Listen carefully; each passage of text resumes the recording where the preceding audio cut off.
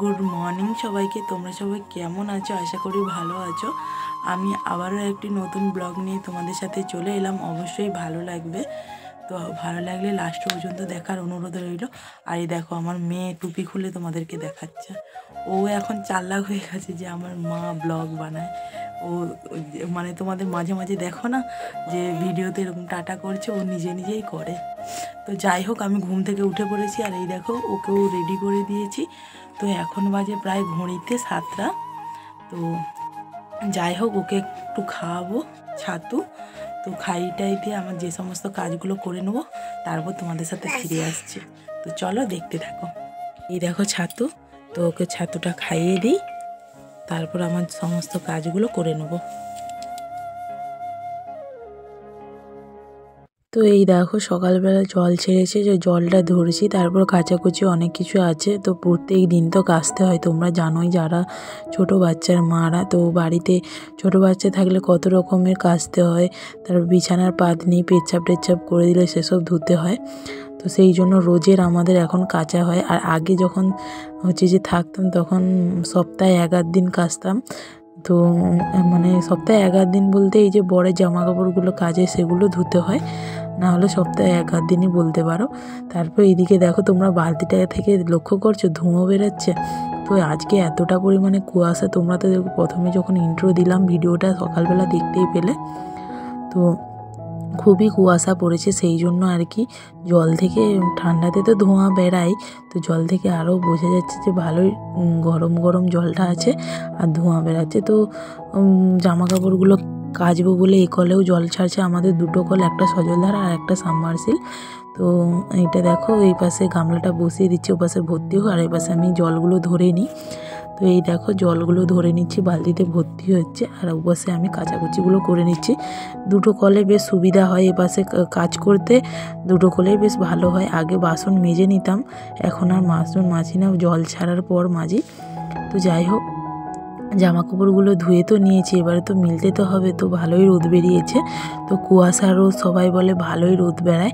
তো কুয়াশা রোদ তাজা বেরোয়, সেই জন্য দেখছি রোদরাও যে ভালোই বেরিয়েছে। তো এই মেয়ের মজাগুলো জানো, তোমাদেরকে একটা কথা শেয়ার করি। মেয়ের মজাগুলো আমি কাল থেকে মানে এমন একটা জায়গায় রেখেছি যে খুঁজেই পাচ্ছি না।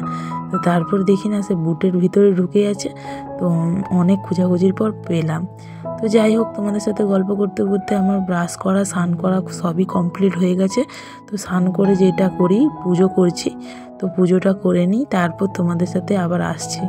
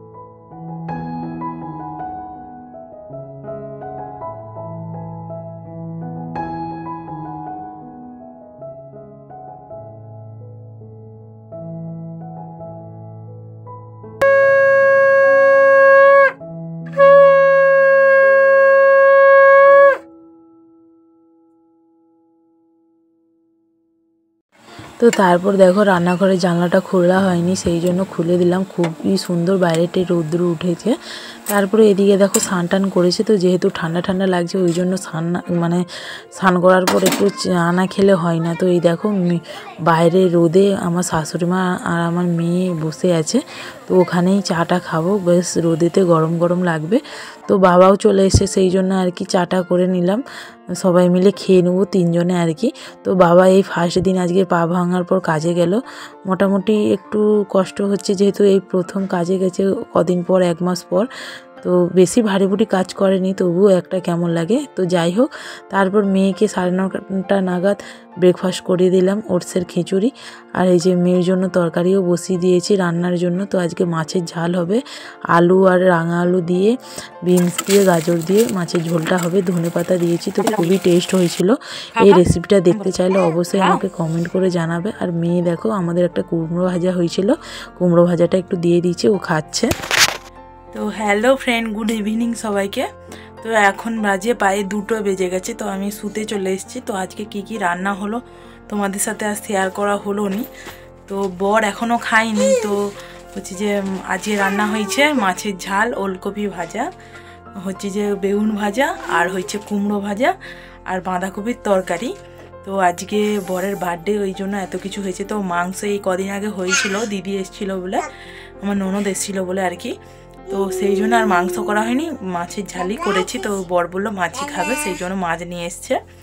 তো আজকে বরের বার্থডের জন্য কি আমি স্পেশালি একটা নিজের হাতে কেক বানাবো। তো বিকেলে ওটা শেয়ার করব। তো কিভাবে কি বানাই সবই তোমাদেরকে ভিডিওতে শেয়ার করব। আর অবশ্যই ভিডিওটি ভালো লাগবে। আর বর এখনও খায়নি বলতে বর গেছে কাজে। তো আজকে দুপুরবেলাতে মানে গাড়ি চলে এসছে, ওই জন্য আর কি। তো যাই হোক, ভিডিওটি দেখতে থাকো। আমরা এখন এই যে শুতে চলে এসেছি। আর এই দেখো আমার মেয়েকে দেখো, মামাম কোথায় তুমি? হাই করো, হাই করো, হাই করো। আর ও দেখো একা একা প্যান পড়ছে আর কি। তো যাই হোক, তো চলো দেখতে থাকো।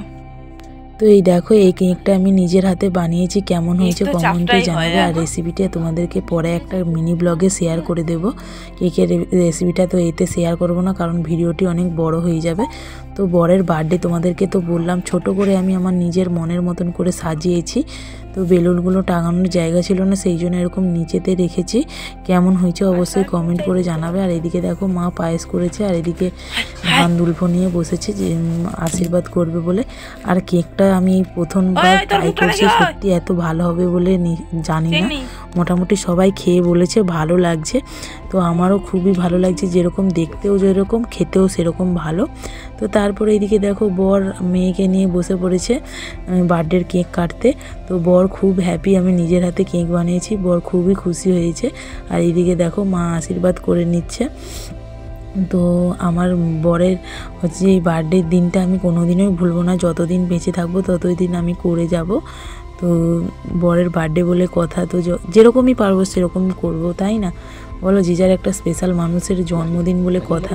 তো যাই হোক, তারপর মা এদিকে পায়েস খাইয়ে দিল, আর এদিকে কেক কাটা চলছে। তো এই দেখো আমার জায়ের 2টো ছেলে এসেছে।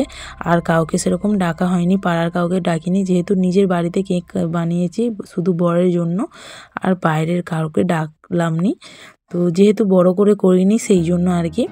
তো যাই হোক, এই দেখো কেক কাটিংয়ের পর মেয়েকে আগে খাইয়ে দিল, তারপর যে পাপাকে খাইয়ে দিল, আর আমাকে একটু খাইয়ে দিল। তো যাই হোক, আজকের ব্লগটা এতটুকুই। ভালো লাগলে কমেন্ট করে